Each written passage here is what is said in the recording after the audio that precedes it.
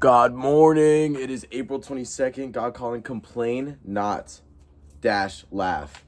God eventide light comes. Let's see what God has got to say. Complain not, laugh.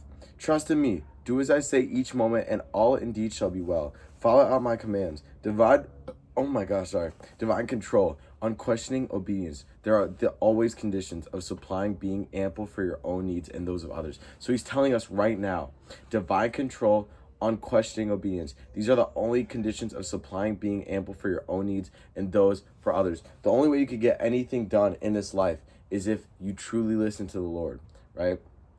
Follow out his commandments. What the heck? That scared me. It was my dog running by.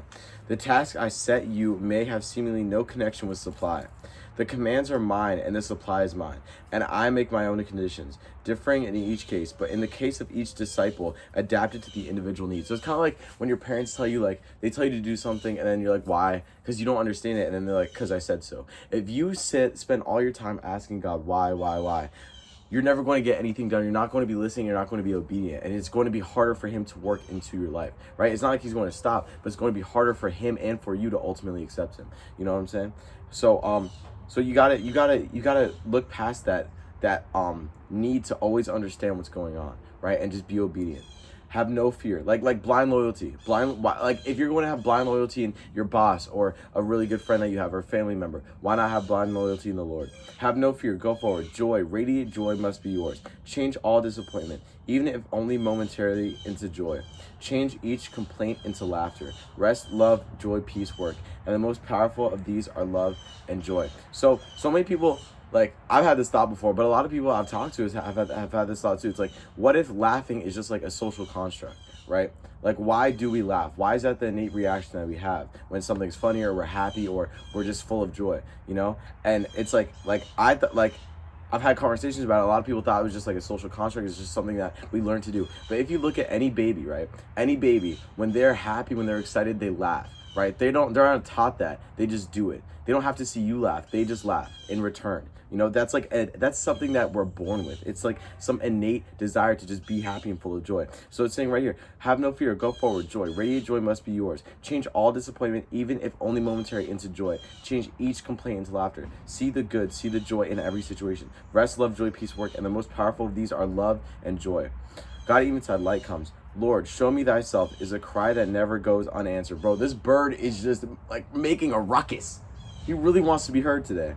Lord, show me thyself is a cry that never goes unanswered.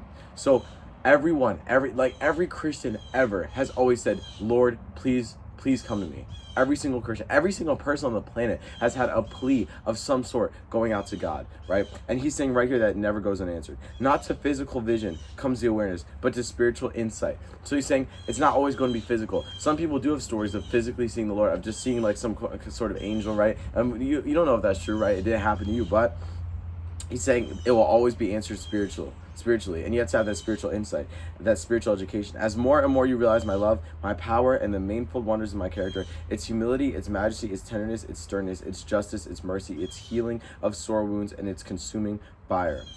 Man turns to books, he studies theology, he seeks from other men the answer to life's riddles, but he does not come to me. Is there a problem?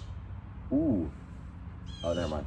Is there a problem? Do not worry over its solution. Seek me, live with me, talk to me, company with me, daily, hourly, low, suddenly, you see. So it's saying right here, man turns to books, he studies theology, he seeks from other men the answer to life's riddles, but he does not come to me.